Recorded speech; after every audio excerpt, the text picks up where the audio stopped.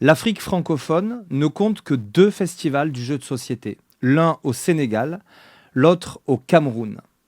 Gérard Ngane est le directeur du Festival international des jeux de société et des communautés de Yaoundé et il y a quelques années, il a découvert le jeu de rôle.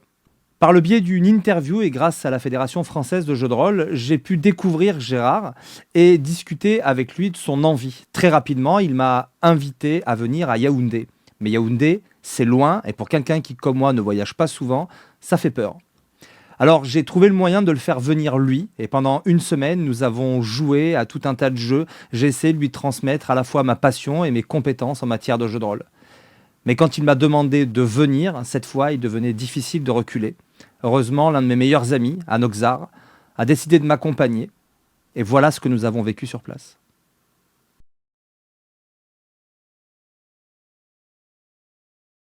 Ce qu'il faut savoir, c'est que je n'étais pas totalement sûr de l'arrivée d'Olivier et puis Anoxar. Je n'étais pas totalement sûr. Il y a certaines personnes qui devaient s'inscrire aux ateliers et qui m'ont dit, mais dis donc, tes gens-là, ils ne vont pas venir à la dernière minute, il faut laisser. Et moi, j'ai dit, mais calme-toi. Moi, j'étais avec ces gens-là. Et puis, s'ils me disent qu'ils ont eu leur visa, mais ça veut dire qu'ils sont là. On arrive à l'aéroport, on a fait 30 minutes à attendre à l'aéroport. Et c'est quand on a commencé à somnoler qu'on entend « Waouh, c'est l'avion qui est en train de passer au-dessus là ». Et on dit « Ah mais oui, ça c'est le vol là ». Et c'est ainsi qu'après un voyage dont l'avion aura été maintes fois retardé, après quelques péripéties et autant d'appréhension, qu'Anoxar et moi-même, nous sommes arrivés à Yaoundé. Alors, le voyage à Yaoundé, grosse affaire, surtout l'arrivée. Je vous cache pas que le début a été compliqué. Je ne vais pas rentrer dans les détails de ce qu'Olivier sait parce qu'ils ont failli être embarqués par une petite bande. Je ne vais pas rentrer dans ces détails-là. Lui-même, il va parler de ces détails-là.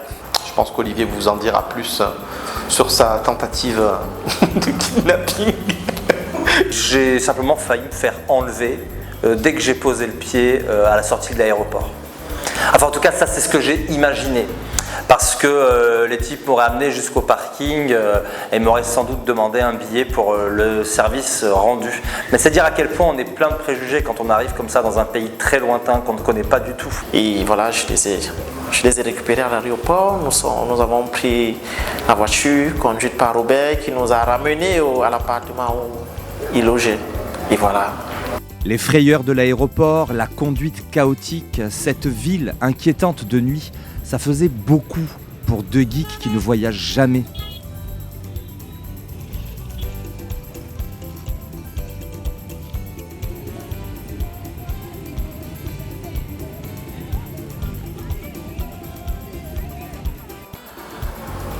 Moi qui ai une tendance à avoir peur en voiture, je vous promets que une semaine à Yaoundé, ça vous change la vie.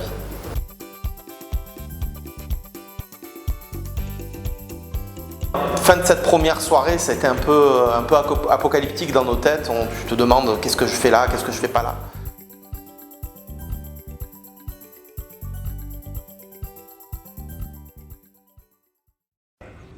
Pourtant, dès le lendemain, la lumière dévorante et les couleurs folles de Yaoundé chassent les ombres en un clin d'œil. On réalise qu'on est à 5000 km de chez nous et qu'on va faire découvrir à des gens qui n'en ont jamais entendu parler notre passion de gosse, le jeu de rôle. Le lendemain matin, Gérard vient nous chercher avec Georges et petit atelier de formation. On arrive, on se demande, nous, est-ce qu'ils vont être réceptifs, est-ce qu'ils vont pas être réceptifs? Et là, découverte d'un groupe assez exceptionnel avec une attente, qu'ils avaient des attentes par rapport à nous, mais nous on avait des attentes par rapport à eux. Et ça a été le coup de cœur, je pense, des 2 côtés.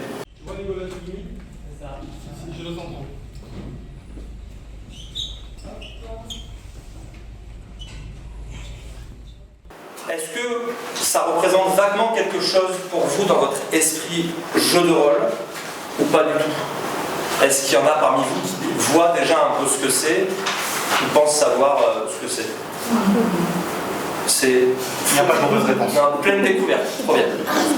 Ça me fait penser un peu au cosplay en fait. Alors le cosplay, ça ça fait partie des dérivés que le jeu de rôle a donné, oui. Parce qu'il y a une pratique qui s'appelle le GN, le jeu de rôle grandeur nature, où là on va se costumer et où les gens effectivement ils peuvent faire du cosplay, ils peuvent pousser le costume très très loin. Mais nous au contraire, le jeu de rôle, surtout celui qu'on a envie de vous présenter, parce que l'idée c'est qu'un jour il y ait du jeu de rôle camerounais. Et vous verrez que dans les différents pays où le jeu de rôle est arrivé, chacun en a fait un peu son truc. Le jeu de rôle français par rapport au jeu de rôle américain, maintenant c'est un peu plus proche, mais alors au début ça n'avait vraiment rien à voir. Parce qu'il y a une dimension littéraire qui a été apportée par les Français, alors que chez les Américains, on est dans une dimension très technique et très stratégique. En plus du petit background du personnage marqué en dessous, vous avez des compétences spécifiques qui sont à mettre sur le côté. Je t'ai demandé, et j'ai fait 16. Pas de bol. Je vais faire en dessous de 14. Alors que pour vous, dans votre tête, c'était c'est bon, je vais sauter la rivière. Non, on n'y arrive pas. Et c'est là qu'on va vous dire, généralement sur un petit échec comme ça, tu t'es arrêté avant, tu as trébuché au moment où tu prenais ton élan, etc.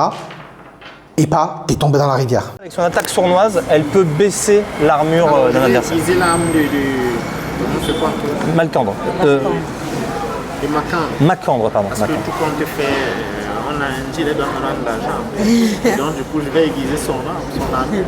Donc vous voyez le forgeron qui se met sous son petit... Vous savez, il y a une petite maison et juste à côté, il y a un appentis, il y a une espèce de préau. Et il se met là-dessous, près de sa forge, et il commence à aiguiser tout en huilant pour éviter de trop l'abîmer. Et il te rend une hache au bout d'un petit quart d'heure. Tu vois qu'elle est parfaitement tranchante. Il t'en coûte 3 points de volonté. Et voilà, c'est parti.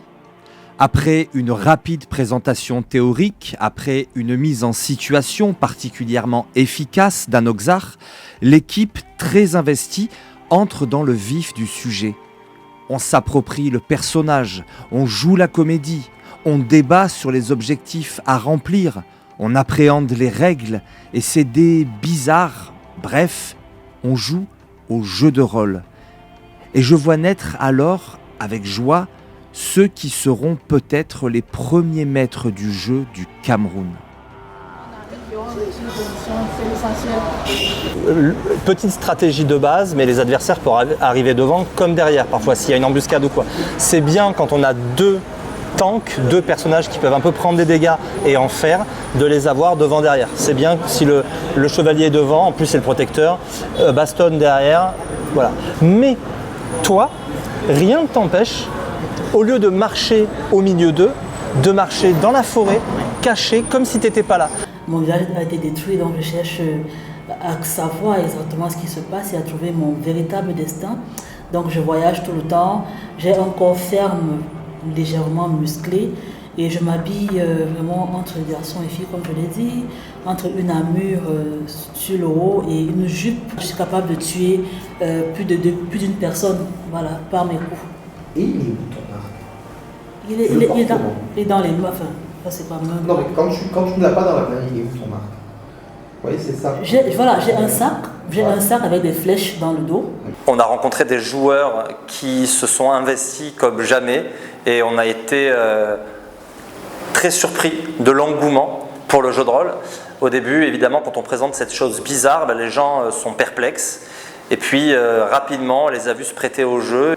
Je suis surpris que sur les 8 personnes qu'on a invitées, il y a 8 qui sont présents. Ça, c'était ma première surprise parce que je me disais, oh, bon, comme à la camerounaise, peut-être ils ne seront pas très très motivés. Et puis les 2 jours d'atelier se sont très bien passés.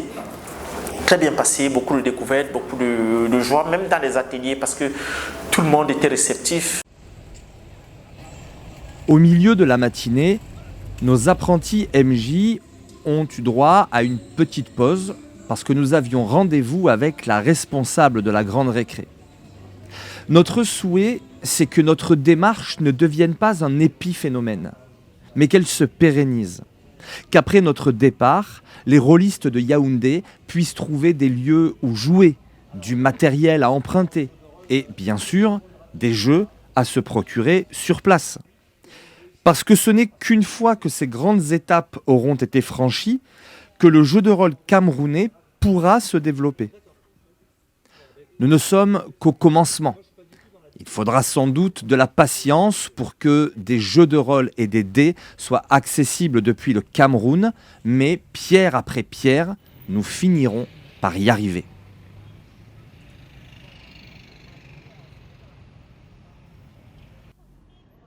Toutes ces voitures jaunes que vous voyez, ce sont les taxis innombrables qui parcourent Yaoundé. Ils ralentissent pour qu'on leur propose notre prix et ne s'arrêtent que s'ils trouvent l'offre raisonnable. C'est l'un d'entre eux qui nous reconduira jusqu'à l'Institut Goethe pour que nous terminions notre première journée d'atelier rôlistique. Nous avons terminé celle-ci relativement tôt et avons pu profiter d'un peu de repos pour faire un premier bilan avec Gérard. Et il y avait déjà beaucoup de choses à dire avant d'aller manger un morceau. Notre premier repas de la journée et notre premier restaurant camerounais, le Saint-Tropez. Sur place, nous avons découvert les bâtons de manioc, les frites de plantain avec poulet, bœuf ou porc. Après ça, ce fut surtout pour Anoxar et moi l'occasion de discuter autour de la fameuse bière Kadji, le champagne du pays, et de partager avec un enthousiasme aux antipodes de nos angoisses de la veille ses premières aventures de rôliste au Cameroun. Je suis ici à l'Institut Goethe pour l'atelier de jeu de rôle avec Olivier et Yohan. Et actuellement, on est en train de jouer à un jeu de rôle très intéressant, Dragon Bane. Je suis à la table d'Olivier, une table vraiment magnifique. Et je joue le rôle de Chrisana, l'audacieuse, une petite voleuse comme ça, et très discrète, qui pour le moment se trouve vraiment dans une situation très très compliquée parce que on est allé chercher les gobelins et je me retrouve coincée avec un ogre dans une tour très très très très très haute et je ne sais pas si je vais survivre ou mourir, donc à tout à l'heure pour voir si je survis ou si je meurs. Nous jouons au jeu de rôle Dragon Bane et je suis Ola Dent de Lune. Je suis une elfe qui a perdu sa famille, donc je suis à la meilleure table, c'est avec Olivier. Donc on se retrouve tout à l'heure pour continuer. Pour ce jeu de rôle, évidemment en tant que baston, voilà, je mords, je griffe et puis je défends. Je protège tout le monde, ça me va très bien. Voilà, donc question carrure et tout le reste. Et là, je suis en avant, devant la grotte aux gobelins. Et bien sûr, je suis chargé de protéger cette team qui va devoir affronter ces petits êtres. Mais bon, je suis certain, je vais les massacrer avant que les autres arrivent. J'ai toujours mon couteau avec moi et je suis prête à attaquer à tout moment. Ma taille me fait défaut, mais c'est un atout pour moi. Et Baston pense qu'il a l'avance, mais moi je passe inaperçu et j'arrive pour disséquer chaque personne qui tente d'attaquer notre groupe. J'ai le rôle de Orla, qui est une taciturne, une elfe taciturne, qui est peu bavarde, un peu comme moi dans la vraie vie. Et en ce moment, avec mon équipe, dont l'équipe Anoxar, nous sommes en train de chercher une autre équipe justement pour pouvoir les ramener dans leur village. En ce moment, nous sommes à l'étape de la grotte, nous sommes à l'entrée de la grotte et on espère vraiment vaincre tout ce qu'il y a à vaincre. Je refais le personnage de Macande de Demi-Bay, qui est un merveilleux petit canard qui aime le combat. La deuxième journée d'atelier a été l'occasion de terminer le scénario que nous avions entamé la veille et d'essayer de pousser les joueurs un peu plus loin dans leur expérience en se prêtant au roleplay, en se frottant au système de jeu avec plus de précision et en appréhendant l'univers du jeu. Dans certains matériels de jeu, vous avez les cartes en fait. Là vous avez le monde de Valbonne, qui est le monde de Dragon Bane. C'est histoire de vous montrer. Et nous avons vu des joueurs tenter de se repérer dans un monde qui, s'il n'existe pas, fut bien le leur l'espace de quelques heures. Il faut y aller vraiment très très doucement, faire le moins de bruit possible. Et ils sont très fragiles, donc petites gifles là et puis ils sont... Est-ce qu'ils attaquent? Oui, si le bruit est très fort, ils se réveillent et puis... Ils dorment? Oui, ils sont en train de dormir dans leur groupe. Si le bruit est très fort, bien s'il y a la lumière là et puis ils se déchaînent et puis... rester en Gobelin total. Moi, j'ai une préoccupation. On n'a même pas cherché à savoir qui ont laissé les 2 torches. On a trouvé 2 torches à l'entrée. Alors, tu veux qu'on regarde d'abord tout? Oui, c'est intéressant. On explore les l'extérieur. Avant d'entrer. On va entrer dans la grotte. Parce qu'on a eu 2 torches là. On ne sait pas ce qui s'est passé avant qu'on arrive. Parce que si les gobelins n'aiment pas la lumière, ils ne peuvent pas utiliser les torches. Ils n'aiment pas la lumière. Ils n'aiment pas la lumière du soleil.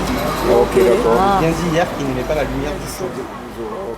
Certains se sont même essayés au mime. Voilà, là on déjà observé qu'il y a un haut qui se... Là, il semblerait qu'elle parle d'un ordre. Voilà.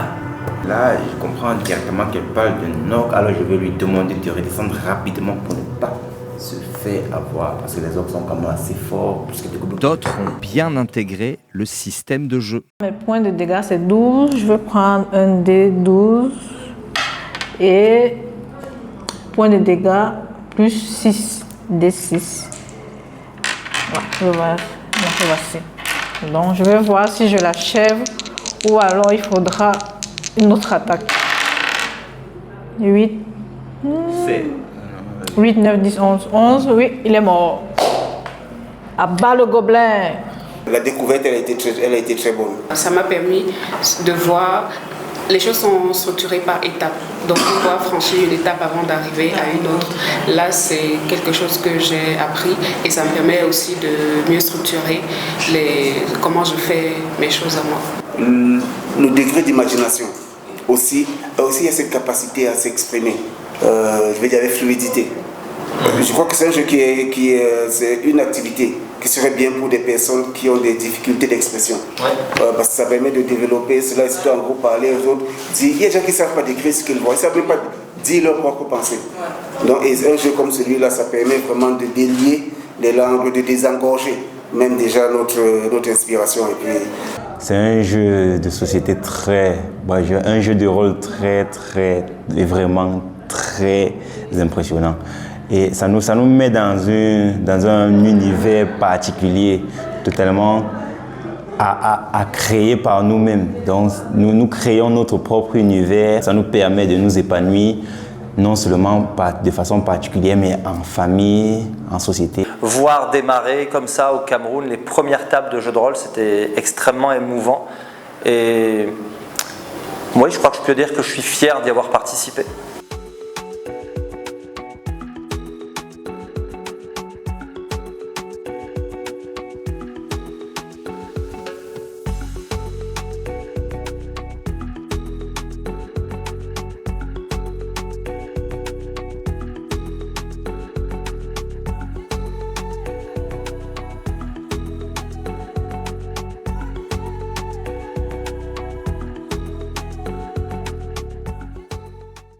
Ces 2 jours d'atelier avec une équipe incroyable étaient déjà terminés. Mais nous continuerons le travail à distance depuis la France. Il était temps de préparer avec Gérard le festival du lendemain, l'occasion d'une visite de Yaoundé en taxi avec Robert, meilleur chauffeur de la galaxie Yaoundé. Bon, là, nous sommes au rond-point Loncac. Rond-point Loncac.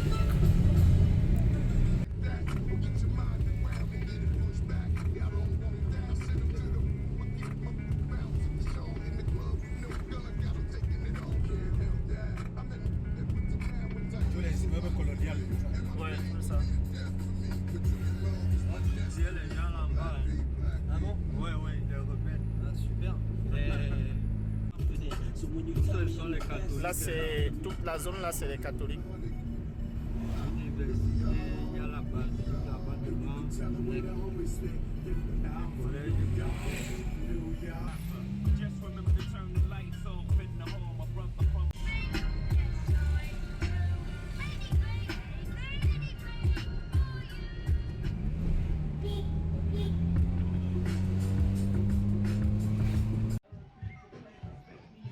Nous avons été reçus par le papa de Gérard, que nous n'avons vu que brièvement, parce que nous avions du pain sur la planche. Il nous fallait faire rentrer dans le taxi de Robert, façon Tetris classe expert, tous les jeux en bois qui serviraient pour le festival Pousse-Pion. Et pour une raison qui m'échappe encore, Gérard aime bien les versions géantes. De quoi se faire les bras, à condition de ne pas être trop épais.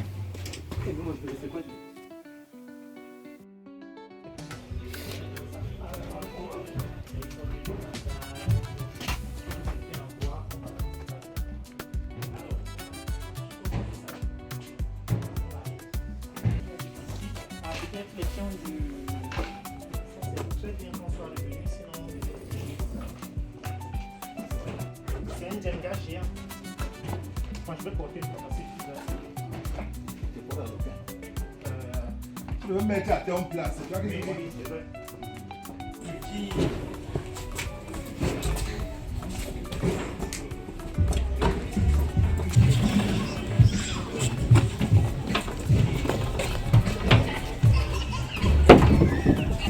La voiture est bien.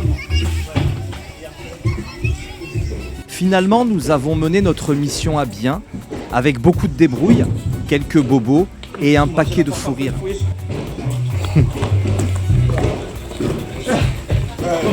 C'est pas facile. Robert allait pouvoir faire la route seul afin de déposer le matériel au GUT et le festival allait pouvoir démarrer dans les meilleures conditions. Avec 3 fois rien, mais autant d'énergie que de volonté, Gérard allait pendant 3 jours étaler des rires et de la joie au cœur de Yaoundé. Mais nous avions encore une mission d'importance à remplir. Boire une bonne bière, ou 2, chez Maman Dolo Lamour, le fief de Gérard. Nous y avons rencontré Lionel, docteur en biologie, aussi passionné que passionnant, que nous retrouverions sur le festival. On a été suivi tout le long par Georges, que vous ne voyez pas, mais qui est derrière la caméra actuellement, qui a vécu avec nous cette expérience, qui a tout filmé, toutes les photos, tout ce que vous verrez, c'est grâce à lui. Oui, moi je jouais un peu le photographe avec Georges. Pour 2 Provençaux, imbibés de confort et de modernité, Yaoundé c'est un chamboulement au-delà du culturel. On a beau penser qu'on est préparé, qu'on sait à quoi s'attendre lorsqu'on se lance pour la première fois dans un tel voyage, la vérité c'est qu'on n'y est jamais préparé. Les angoisses du déracinement lors de notre arrivée ont été bien réelles pour Anoxar et moi, même si je me rends compte de mon propre ridicule quand je dis une chose pareille. Et si ces angoisses ont laissé place à l'émerveillement, si nous nous sommes laissés bouleverser par cette terre nouvelle, il ne s'agit pas pour moi de porter sur le Cameroun un regard idéalisé ou bêtement angélique. Oui, les rues sont sales et défoncées, tout paraît vétuste. La misère se traîne, hagarde à tous les coins de rue. La conduite y est sauvage et dangereuse. Nous avons vu tout ça. Mais dans le même temps, tout vibre de vie, d'une joie féroce comme un grand éclat de rire à la face du malheur. La richesse de Yaoundé, c'est l'inattendu, comme ce vol impétueux de chauve-souris. Et surtout, c'est l'humain. Et si tu vois bien, c'est parce qu'ils savent que le Nord produit beaucoup de l'eau. C'est pour ça que le Nord n'est pas encore devenu comme Bamenda. Nous sommes d'accord. Parce que si ça devient comme Bamenda, Georges et le chauffeur ont commencé à avoir un débat autour de la politique parce qu'Olivier a voulu dire un truc. Et là j'étais là, j'ai fait mais non, mais on va finir en dehors du taxi. Il va nous poser sur le côté, il va nous dire maintenant vous sortez. Mais en fait, au Cameroun, les gens en fait parlent. Ils parlent, ils s'écoutent, ils s'aboient dessus gentiment, mais ils parlent. Et on est arrivé à bon port, et ça s'est très très bien passé. Mais c'est vrai que c'était une expérience assez... Moi j'étais vraiment là, je regardais Olivier, j'étais là, mais pourquoi t'as dit ça? En plus, le matin même, je lui disais, Olivier, oh, attention, machin, des sujets politiques et tout, c'est peut-être un peu touchy. Mais en fait, non. En fait, non, les Camerounais savent discuter sans pour autant s'aboyer dessus et se mettre sur la tête, quoi. Bon, les considérations culturelles, ça a bien 5 minutes, mais c'est l'heure du repas. On est allé manger du poisson braisé, du ndolé, on est allé manger dans des restos du coin et on a eu la chance de ne pas faire nos touristes. On a pu vivre avec des gens qui vivent vraiment à Yaoundé, qui connaissent la ville et qui nous ont amenés aux endroits qui leur étaient chers.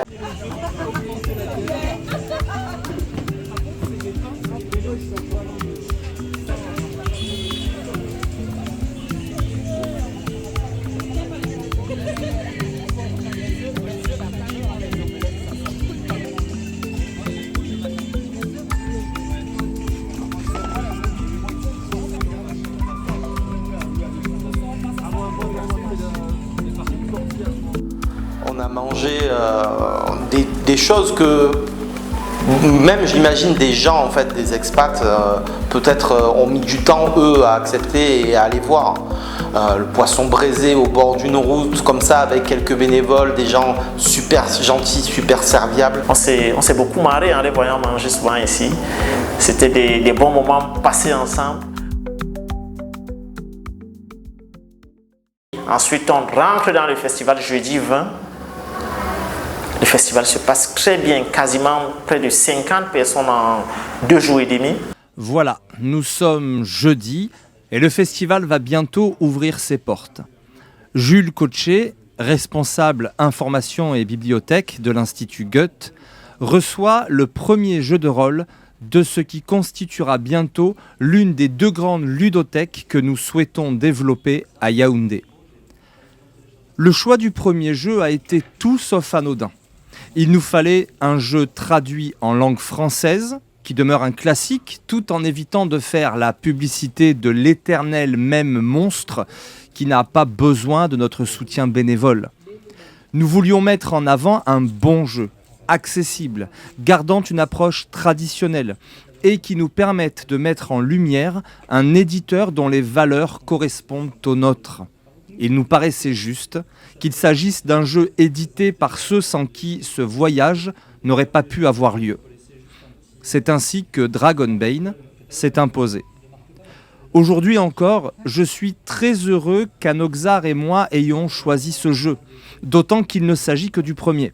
Petit à petit, nous remplirons la ludothèque du Goethe avec des titres variés, afin que le Cameroun puisse explorer la richesse des imaginaires rôlistes, se les approprier, les transfigurer et enfin forger sa propre pratique du jeu de rôle.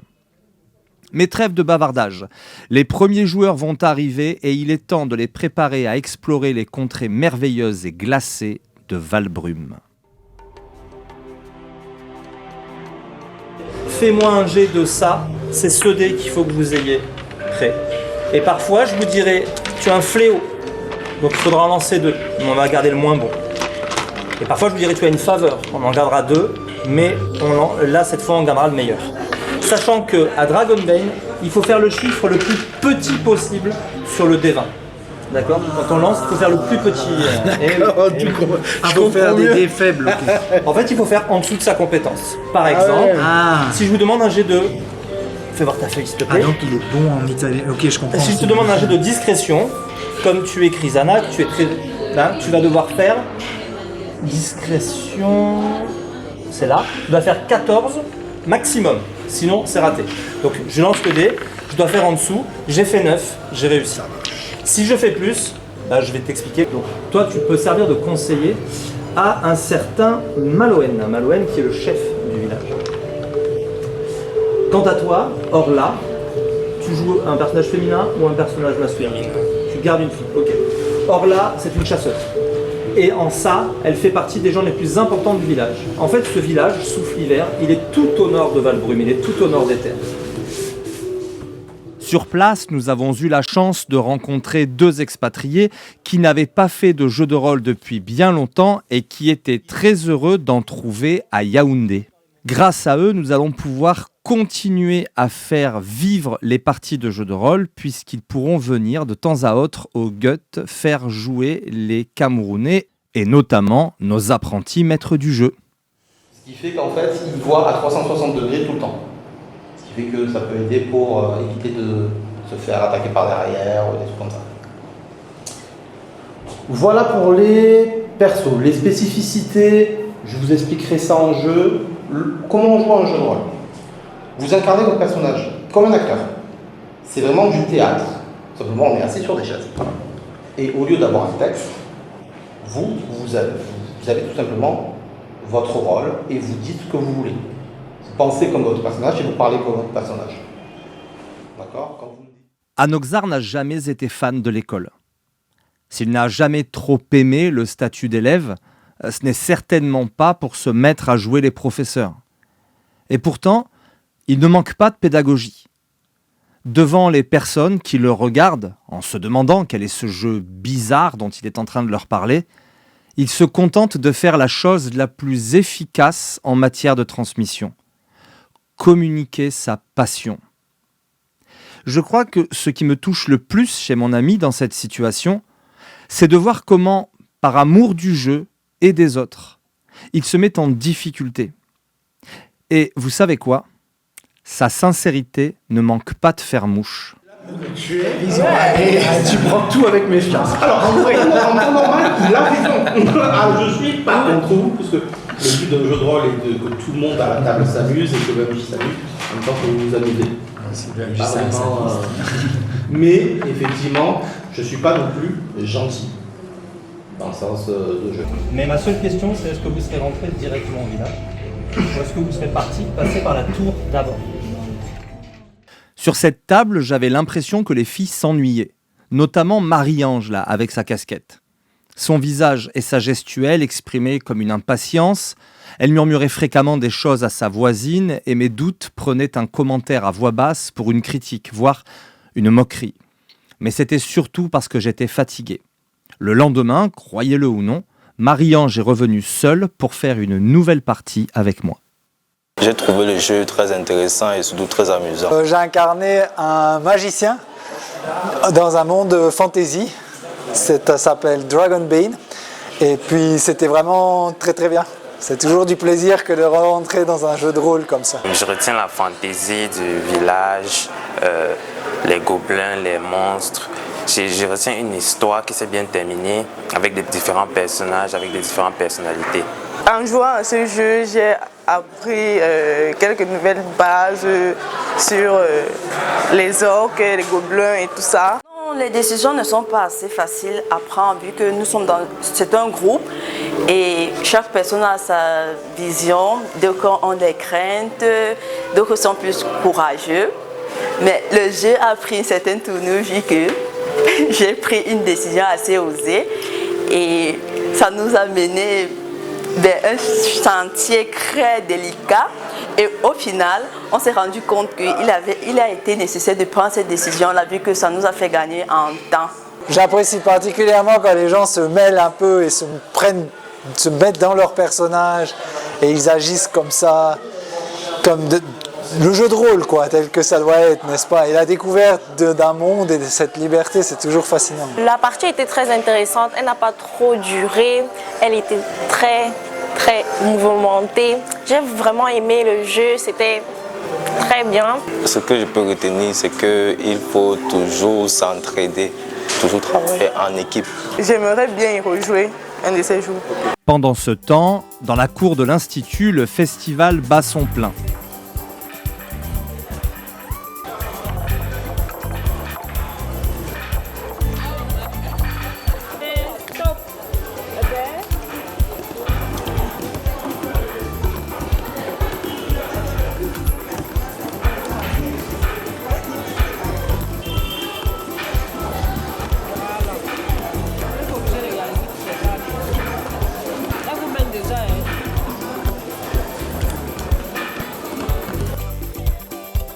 Le rôle des bénévoles est de s'assurer que tout le monde puisse profiter du jeu en suivant les bonnes règles. Et puis, on a aussi bien le droit de s'amuser un petit peu.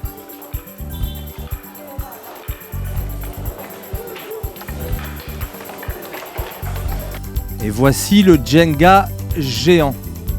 Chaque fois qu'il s'effondre, il produit un bruit tonitruant. Et puis, mieux vaut avoir ses pieds à distance parce que si un de ces morceaux de bois vous tombe sur le pied, je peux vous dire que vous avez intérêt à avoir une chaussure solide.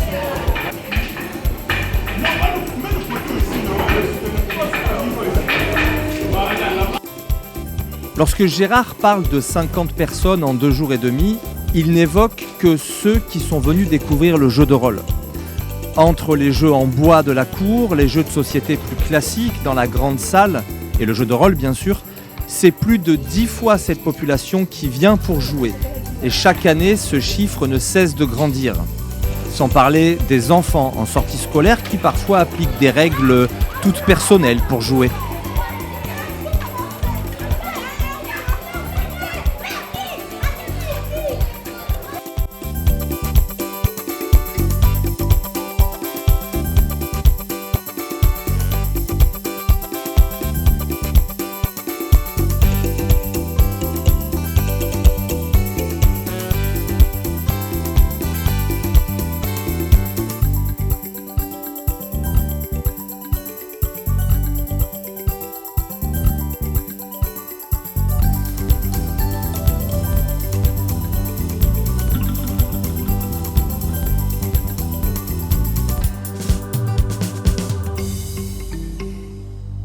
Le festival, c'est aussi pour moi l'occasion de passer du temps en toute convivialité avec les bénévoles et de découvrir les jeux traditionnels, le fameux pouce-pion à gauche et le ndem et ses défis absurdes à droite.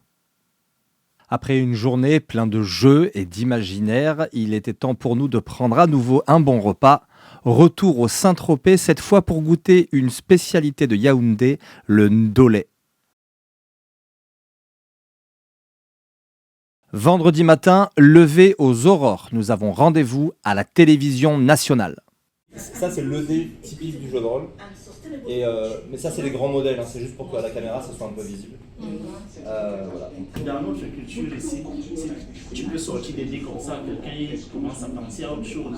Notre interlocutrice est perplexe, mais à la fois très curieuse. Nous essayons bien sûr de lui expliquer ce qu'est le jeu de rôle, mais il est déjà l'heure de passer en plateau. Le jeu de rôle, c'est un jeu de société. C'est un jeu de société qui va plus loin. Je ne serai pas très objectif en vous disant que c'est le meilleur des jeux de société parce qu'il a une portée littéraire, il a une portée théâtrale. Le jeu de rôle, c'est apporter des éléments littéraires et des éléments de théâtre dans du jeu de société. On est autour d'une table, ça reste un jeu où on va jeter des dés à un moment donné, mais ce qui compte surtout, c'est la parole et c'est les échanges qu'on va avoir ensemble.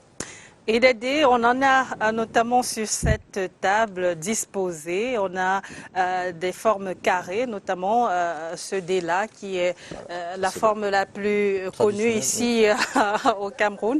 À quoi servent notamment tous ces dés? Alors je vous rassure, pour énormément de Français, un dé, c'est ça. Ces dés bizarres, donc avec 4, 8, 10, 12 ou 20 faces, ce sont des dés qui sont spécifiques au jeu de rôle parce que comme on joue énormément avec les probabilités qu'une action réussisse ou échoue, en fonction des besoins, on va utiliser tel ou tel dé. D'accord. Alors, autre question, notamment, qu'est-ce qui est important quand on parle de jeu de rôle? Qu'est-ce qui est important? Ce qui est important, c'est la relation. C'est d'abord passer un moment avec des gens autour d'une table.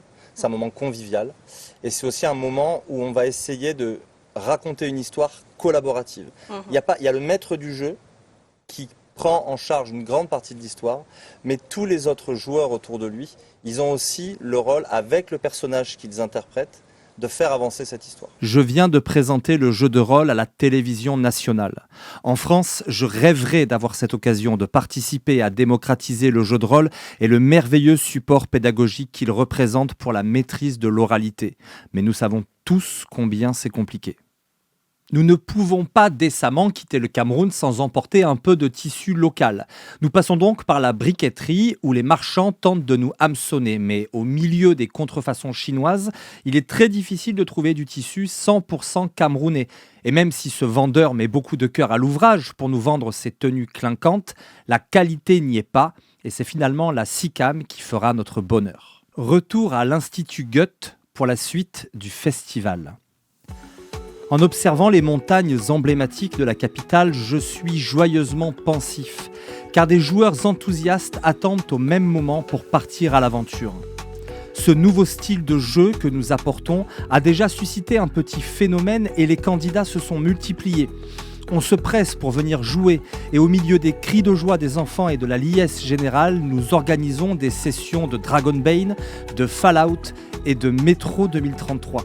Souvent avec un public captivé qui écoute attentivement l'histoire en attendant son tour.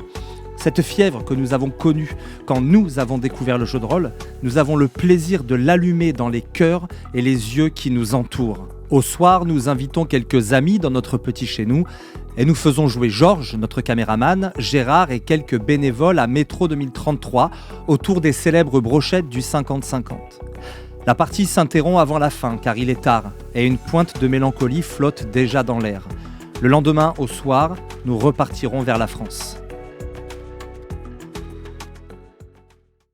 C'est toujours très compliqué de présenter le jeu de rôle de façon extrêmement théorique. Donc je vais faire appel à mon comparse, Monsieur Anoxar, de son nom de scène, et qui va vous faire une démonstration avec le public. Comme ça, vous comprendrez beaucoup mieux de quoi il s'agit. Je vais vous donner un exemple, un léger exemple, à vous de voir comment vous allez l'interpréter. Imaginez-vous, vous êtes dans une forêt. Il n'a pas plu depuis des jours. Un orage éclate, un orage sec. La foudre tape sur un arbre. Cet arbre s'enflamme à côté de vous et commence à mettre feu à la forêt. Vous avez un chemin qui mène à une grande rivière. Calme. Qu'est-ce que vous faites? Et en fait, c'est cette phrase qui est très importante dans le jeu de rôle, qu'on pose souvent. Qu'est-ce que vous faites? Et c'est à vous de nous dire, par rapport à votre personnage, petit concept, vous êtes une personne vraiment lambda, ou vous pouvez être un héros comme un guerrier ou quelque chose d'un peu plus selon le jeu dans lequel vous êtes. Et donc, là pour le coup, une personne au hasard, dites-moi, qu'est-ce que vous pouvez faire dans ce moment-là? Et de toute façon, vous ne pouvez pas vous tromper parce qu'il n'y a pas de mauvaise réponse au jeu de rôle. Donc que feriez-vous? L'incendie est derrière vous, le vent le souffle vers vous, et vous êtes en face d'une rivière. Je cours à la rivière. Vous courez dans la rivière? Et je cours dans la rivière. Pour nager, pour la traverser? Voilà, mais en espérant qu'il n'y a rien à la rivière. Maintenant, il y a du jeu de rôle spectacle, ce qu'on appelle l'actual play. Et l'actual play, ce sont des parties filmées. C'est ce que je fais sur ma chaîne. Et là, pour le coup, moi, je suis aussi professeur d'éloquence, donc on a deux problématiques, je dirais, sur la chaîne. La première, c'est conjuguer jeu de rôle et éloquence et revenir à cette fameuse oraliture, dire en fait, on a simplement besoin de personnes qui parlent et de temps en temps, si nécessaire, pour éviter les décisions arbitraires de la part du maître du jeu, on va lancer des dés pour savoir ce qui se passe. Mais ce qui nous intéresse, c'est quasiment de produire une sorte de roman audio, mais improvisé. Et par ailleurs, je fais du théâtre d'improvisation pour alimenter ma pratique dans le jeu de rôle. Mais ça, c'est très récent. Et on a quelques grandes chaînes qui font découvrir le jeu de rôle au public comme ça. Ça a commencé à augmenter au moment du Covid. Parce que beaucoup de personnes étaient coincées chez eux, ils en avaient marre des écrans, ça fait mal à la tête à un moment, ils veulent se déconnecter de là. Donc beaucoup de personnes se sont tournées vers des jeux de société. Et surtout vers qu'on reprenne un peu le contact humain, qu'on reprenne cette chaleur, cette proximité qu'on a. Mon neveu, avec qui je joue beaucoup, la première fois, une fois il va me voir, ah Tata Luna, je sais que tu aimes beaucoup jouer, tiens je vais te taper au Ludo. Le Ludo c'est un jeu de société, le jeu le plus basique, très populaire ici. Et puis il me dit, ok je vais te battre au Ludo. Je dis, ok amène ton Ludo. Il vient avec un téléphone. Je le regarde, j'ai eu pitié, je lui dis, c'est quoi ça? Il dit, oui viens on joue. Je dis, mais non, moi je joue pas à ça sur le téléphone. Parce qu'il y a le plaisir d'entendre le dé secouer, de se chamailler avec l'autre, se bousculer. Ces plaisirs simples, ces mots, ces bruits, ces sons, les gens aiment revenir un peu à ça. Donc on revient au truc à l'ancienne. Je lisais aussi hier, je pense que c'était au journal, on disait qu'il y a de plus en plus de gens qui se déconnectent. Qui se déconnectent des écrans, de plus en plus, et surtout la jeune génération. Cette dernière journée lors du festival fut chargée. Le matin, une table ronde pour présenter le jeu de rôle à l'Institut français du Cameroun. Et puis, retour sur le festival pendant que les parties de pousse-pion battaient leur plein pour continuer à faire découvrir le jeu de rôle, et notamment Métro 2033, où cette journée a vu mon premier mort. Mais ce pousse-pion qu'on voit actuellement à l'écran, qu'est-ce que c'est au juste ? Ce jeu qui donne son nom au festival, c'est un jeu camerounais traditionnel qui ressemble un peu à une marelle, mais lors de laquelle il faut pousser un pion à cloche-pied, case après case, sans jamais sortir de la case visée. Un vrai jeu d'adresse. Mais place au grand talk. Le jeu, lui, il s'insère partout et il faut utiliser toutes les formes pour s'exprimer. Est-ce que le numérique va remplacer l'analogique? Est-ce que l'analogique va perdurer? Mais nous, quand même, pendant nos animations, on se retrouve toujours en train de ramasser des téléphones, collectionner des téléphones, parce que les gens, quand ils sont en train de jouer, ils oublient les téléphones. Pour ma part, vu que je fais pas mal de jeux en numérique, notamment du jeu de société via certaines plateformes, je pense que le numérique a vraiment sa place dans le monde du jeu. Il ne remplacera absolument jamais, je pense, le jeu analogique, parce que les gens ont besoin de se retrouver entre eux tout le temps. Ils ont besoin de vivre ensemble. Par exemple, on voit dans le festival qu'il y a des gens qui viennent pour jouer. Les gens ont besoin de se retrouver les uns avec les autres. Mais le jeu numérique peut avoir beaucoup de bienfaits, comme le fait de pouvoir jouer à distance. À côté de ces charmants invités qui nous viennent de l'Hexagone, du monde occidental, vous voyez que le jeu est universel. Exactement. Et vous voyez ce débat entre le jeu analogique et puis celui digital me rappelle un peu, et Gérard va s'en souvenir, celui entre art traditionnel et puis art numérique. On se demandait, est-ce que les formes traditionnelles vont disparaître? Est-ce qu'elles seront fragilisées par les nouvelles formes qui naissent justement de ces nouveaux médias, de ces nouvelles technologies pour concevoir, pour conceptualiser de l'art? Et on se rend compte aujourd'hui finalement que non. Donc la peur, elle est légitime, elle est humaine, c'est une appréhension, mais la réalité, elle est tout autre. Il faut se souvenir simplement que le jeu a d'abord un rôle de socialisation. Exactement. Et ça, c'est valable dans toutes les cultures au monde. On a des professionnels, dont je fais partie, qui vivent du jeu de rôle aujourd'hui. Parce que les gens ont eu besoin de se retrouver justement autour de table et de vivre l'humain. Et aujourd'hui, sur ma chaîne Twitch, si je fais les choses de manière en distanciel, c'est souvent parce que je fais venir des streamers ou des personnes qui peuvent être loin, qui peuvent être très prises. Et c'est une facilité. Mais on est tous un peu sur notre faim. On va lancer des dés numériques qui reproduisent des vrais dés, mais on clique sur un bouton et ça lance des dés, quoi. On n'est pas là à chauffer les dés dans les mains et à les jeter. Et en plus, il y a des jeux qui réclament beaucoup plus de matériel. Et ça, le numérique l'a bien intégré.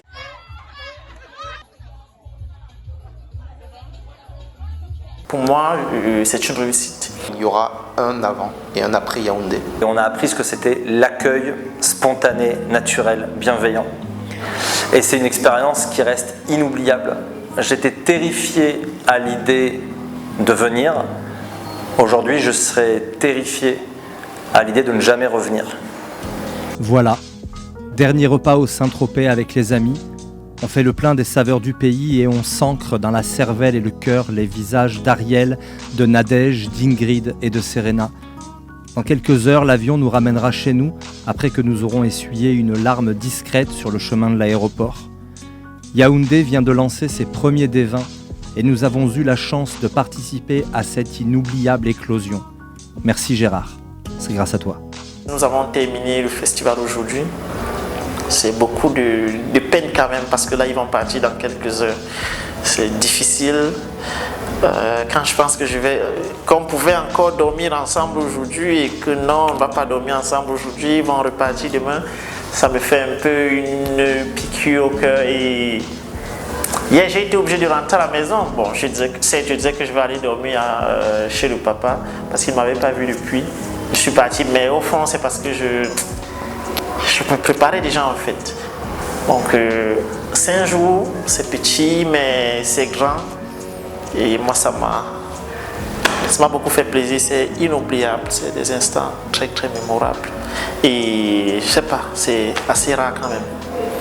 Croiser des gens comme ça à la volée et puis qui décident de prendre l'avion pour venir te voir, c'est rare. Et je ne peux que dire merci. Merci.